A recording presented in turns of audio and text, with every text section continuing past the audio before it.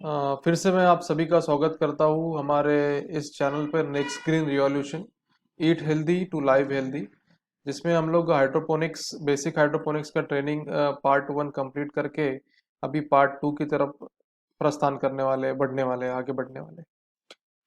तो पार्ट 1 में हम लोगों ने जो देखा उसमें सबसे पहले हाइड्रोपोनिक्स का डेफिनेशन देखा। हाइड्रोपोनिक्स मतलब क्या होता है? हाइड्रोपोनिक्स मतलब ये ग्रीक वर्ड है, हाइड्रो एंड पोनोस। हाइड्रो मतलब कि वाटर, पोनोस मतलब कि वर्क। तो पानी के साथ जो किया हुआ काम है जिससे हम लोगों ने पौधे उगाए हैं उसको इन शॉर्ट हाइड्रोपोनिक्स कहते हैं।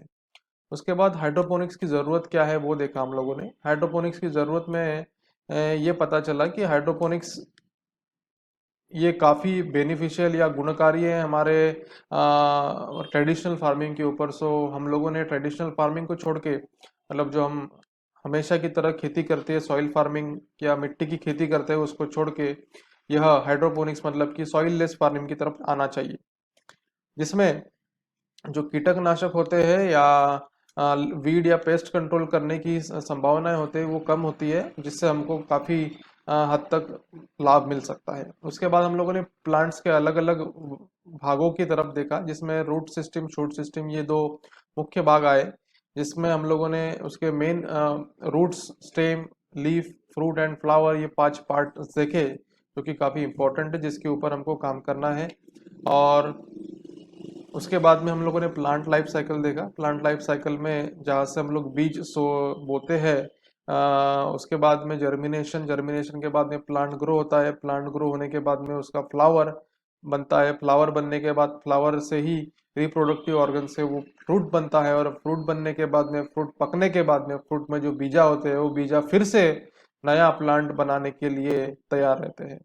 ये हम लोगों ने पार्ट 1 में देखा। चलिए आगे बढ़ते हैं प्लांट पार्ट 2 की तरफ। पार्ट 2 में पहला विषय हमारा आता है सॉइल वर्सेस हाइड्रोपोनिक्स, मतलब कि सॉइल फार्मिंग और हाइड्रोपोनिक्स फार्मिंग को अगर नापा जाए या तोला जाए तो उसमें सबसे पहला फर्क हमको क्या दिखाई देता है, जैसा आपको दिखाई देता होगा इस पिक्चर में। देखिए, हाइड्रोपोनिकली जो प्लांट हम लोगों ने टमाटर का लगाया है उसमें जो रूट्स है वो काफी छोटे ग्रो हो गए, बट उसके कंपैरिजन में आपका जो प्लांट है वो काफी बड़ा, और उसमें जो फल लगे वो भी बहुत ज्यादा है।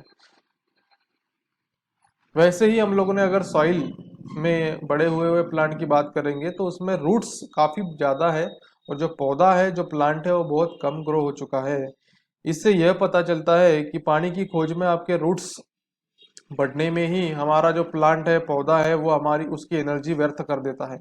इसीलिए हाइड्रोपोनिक ये बहुत ही अच्छा एंड गुणकारी टेक्निक है जो अपनाया गया है सभी पृथ्वी पर बने आगे बढ़े हुए नए देशों ने।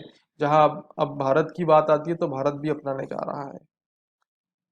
उसके बाद हम लोग आगे चलते हैं, उसमें देखते हैं difference between soil and hydroponics, मतलब सॉइल फार्मिंग और हाइड्रोपोनिक्स फार्मिंग में क्या क्या डिफरेंसेस है, मतलब कि क्या क्या फर्क है जिससे हम लोग हाइड्रोपोनिक फार्मिंग की तरफ जाना चाहिए। तो सबसे पहला पॉइंट आता है कि no control over nature. Soil farming में हम लोग नेचर को कंट्रोल कर नहीं सकते हैं, कभी बारिश होगी, कब ठंड होगी, कब टेम्परेचर कम होगा, कब टेम्परेचर ज्यादा होगा, ये हमारे हाथ में नहीं रहता है। बट हाइड्रोपोनिक फार्मिंग में हम लोग इसको पूरी कंट्रोल करके पौधों को ग्रो कर सकते हैं। उसके बाद दूसरा पॉइंट ये आता है, harvest is difficult to estimate. कितना क्रॉप यील्ड होगा, हार्वेस्टिंग होगा, ये हम लोग बताते हैं, बट वो हमेशा ही सही निकलता है ऐसा नहीं है। बट हाइड्रोपोनिक फार्मिंग में जो हम लोग एस्टिमेट करते हैं उतना ही हार्वेस्ट आपको निकलता है। सॉइल फार्मिंग का बजट बता नहीं सकते, हाइड्रोपोनिक फार्मिंग में बजट के अनुसार ही फार्मिंग की जाती है। सॉइल फार्मिंग में हम लोग एयर प्रोवाइड नहीं कर सकते रूट पार्ट में, तो रूट्स को काफी अंदर तक या एयर के लिए बढ़ना पड़ता है, उसमें टाइम जाता है। बट हाइड्रोपोनिक फार्मिंग में हम लोग रूट पार्ट में भी एयर प्रोवाइड कर सकते हैं with the help of air pump. Soil farming में वाटर फिर से यूज नहीं किया जा सकता, बट हाइड्रोपोनिक फार्मिंग में जो पानी है वो बार बार इस्तेमाल करा जा सकता है, जिससे आपका पानी भी की भी बचत होती है। सॉइल फार्मिंग में 80 से 90% तक जो जगह होती है वो इस्तेमाल में नहीं आती है, जबकि हाइड्रोपोनिक फार्मिंग में पूरी मतलब 100 से 200% जगह पूरा पूरी यूज में आती है, काम में आती है for farming, crops vegetables grow कराने के लिए। सॉइल फार्मिंग में वाटर की क्वालिटी कैसी है, उसमें पीएच लेवल कितना है, वो पता करना काफ़ी डिफिकल्ट है, जबकि हाइड्रोपोनिक्स फार्मिंग में हम लोग पीएच मीटर के द्वारा वाटर की क्वालिटी चेक कर सकते हैं। सॉइल फार्मिंग में टीडीएस मेंटेन करना डिफिकल्ट है। टीडीएस ये डिजॉल्व सॉलिड्स होते हैं जो कि न्यूट्रिएंट सॉल्यूशंस में होते हैं, जो हम लोग आगे देखेंगे टीडीएस मतलब क्या। तो जिससे आपका पौधा ग्रो होता है वो मेंटेन करना डिफिकल्ट है सॉइल फार्मिंग में, जबकि हाइड्रोपोनिक फार्मिंग में टीडीएस मेंटेन करना काफ़ी इजी है। सॉइल फार्मिंग में वीड, पेस्ट कंट्रोल, इसके ऊपर काफ़ी खर्चा करना पड़ता है, और तो और ये पूरी हद तक के कंट्रोल होते हैं नहीं होते या आप सभी को पता है। बट हाइड्रोपोनिक फार्मिंग में वीड तो प्रेजेंट नहीं होता कहीं पर भी, क्योंकि सॉइल के साथ में कांटेक्ट नहीं है। बट पेस्ट की बात करेंगे तो पेस्ट भी नेचुरल मतलब ऑर्गेनिक फर्टिलाइजर यूज करके हम लोग उसको कंट्रोल कर सकते हैं। इस तरीके से हमारे डिफरेंसेस है सॉइल और फार्मिंग और हाइड्रोपोनिक्स फार्मिंग के बारे में, जिसमें से ये पता चलता है hydroponic farming is much controlled, मतलब कि काफी हद तक हम इसको कंट्रोल करके हमारा जो फसल है उसको बढ़ा सकते हैं। आगे चलते हैं advantages of hydroponic farming. Hydroponic farming के फायदे क्या क्या है, चलो देखते हैं एक एक करके। वेजिटेबल बेस्ड, इसमें देखा गया है जो वेजिटेबल्स मतलब कि हम लोग सब्जियां उगाते हैं हाइड्रोपोनिक फार्मिंग में, वो काफ़ी टेस्टी होती है, जिसकी क्वालिटी भी बहुत अच्छी होती है। और उनका जो लाइफ स्टाइल है मतलब कि बड़े होने की जो साइकिल है या स्टाइल है वो भी सरीकी और अच्छी होती है।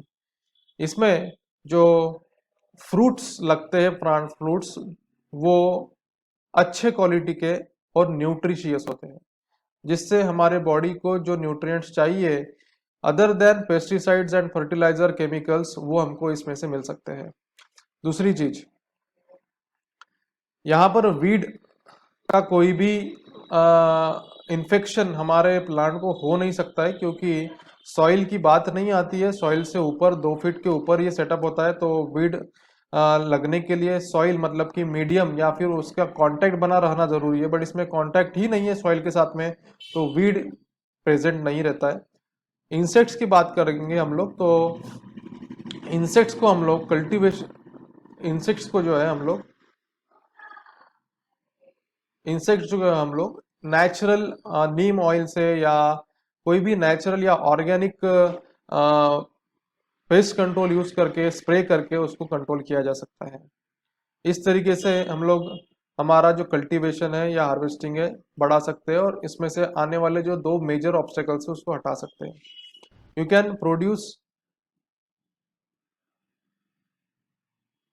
दूसरी चीज, ये जो सेटअप हम लोग लगाते हैं वो सेटअप इतना लाइट वेटेड होता है कि इसको हम लोग एक जगह से दूसरी जगह भी लेके जा सकते हैं।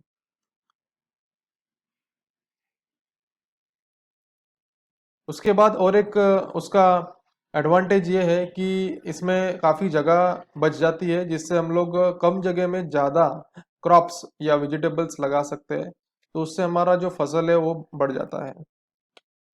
आखिरी और सबसे बेहतरीन फायदा हाइड्रोपोनिक फार्मिंग का यह है कि इसमें पानी की कमी बिल्कुल महसूस नहीं होती है, क्योंकि कई बार देखा जा गया है कि पानी की कमी होने के कारण हमारे जो फसल है काफ़ी हद तक खराब हो जाती है या पूरी ग्रो नहीं कर पाती है। बट इसमें पानी की जो लागत है वो पहले ही बहुत ज़्यादा कम है, या हम लोग वही पानी को बार बार इस्तेमाल कर सकते हैं, इसलिए ये एक और गुणकारी बात है हाइड्रोपोनिक फार्मिंग की। उसके बाद जैसे हम लोग बात करेंगे कोई भी टेक्निक का, तो जैसे उसके फायदे होते हैं उसके कुछ नुकसान भी होते हैं, तो देखते हैं नुकसान क्या है एक एक करके। जो हाइड्रोपोनिक फार्मिंग है उसका शुरुआत में लगने वाला जो पैसा है या कॉस्ट है वो ज़्यादा लगेगा। वो इसलिए ज़्यादा लगेगा क्योंकि ये वन टाइम इन्वेस्टमेंट टेक्निक है या सिस्टम है, जिसमें एक बार आपने इंस्टॉल कर दिया कि उसका ड्यूरेशन 25 साल तक के उस सिस्टम को कोई कुछ नहीं होगा, इसकी गारंटी जो इंस्टॉलिंग कंपनीज है वो देती है। तो जैसा इन्होंने बोला है कि इनिशियली कॉस्ट जो है वो ज़्यादा लगेगा, हाँ जरूर ज़्यादा लगेगा, बट ये काफ़ी साल तक के आपको ये सिस्टम यूज करते बनेगा।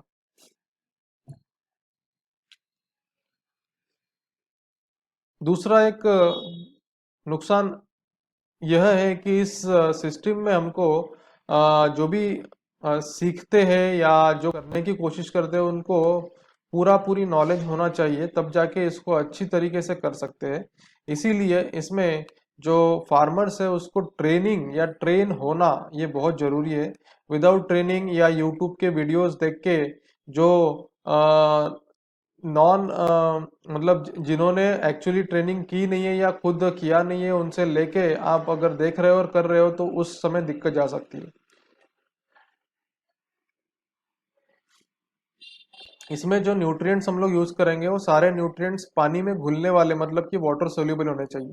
अगर सॉलिड न्यूट्रिएंट्स रहे तो वो पानी पेड़ों को नहीं मिल पाएंगे, क्योंकि पानी ही एक ऐसा मीडियम है जो यहाँ से एक जगह से दूसरे प्लांट तक फ्लो हो रहा है और जो न्यूट्रिएंट्स पहुंचाने का काम कर रहा है। तो सारे न्यूट्रिएंट्स आपके पानी में घुलने वाले होने चाहिए। इंसेक्ट्स और डिसीज ये इसमें रिस्क है, तो ये रिस्क तो हर जगह रहने वाली है, बट उसके ऊपर काफी उपाय है जो हम लोग इसके ऊपर कर सकते हैं।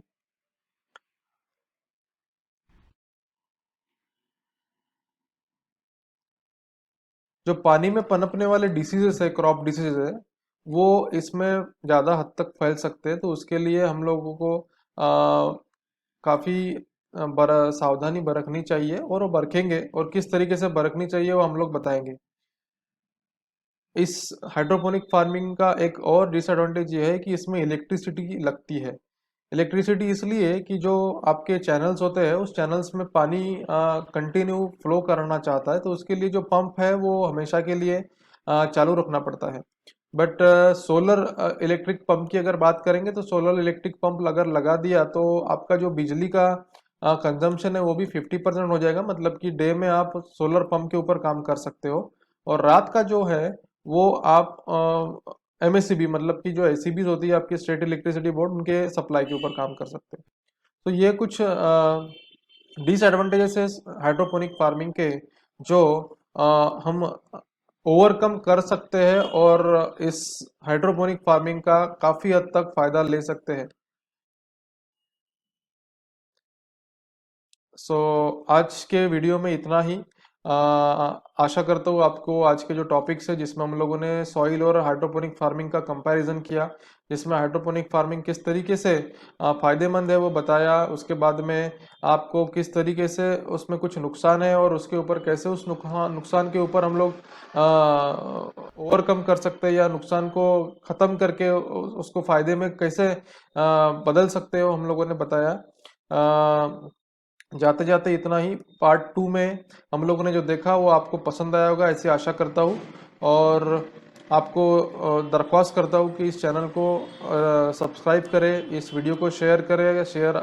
वीडियो अच्छा लगा होगा तो लाइक कीजिए, नहीं लगा होगा तो कमेंट में बताइए क्यों लाइक नहीं किया, हम लोग उसके ऊपर अमल करेंगे। और आपसे इजाज़त लेता हूँ। धन्यवाद। Thank you so much.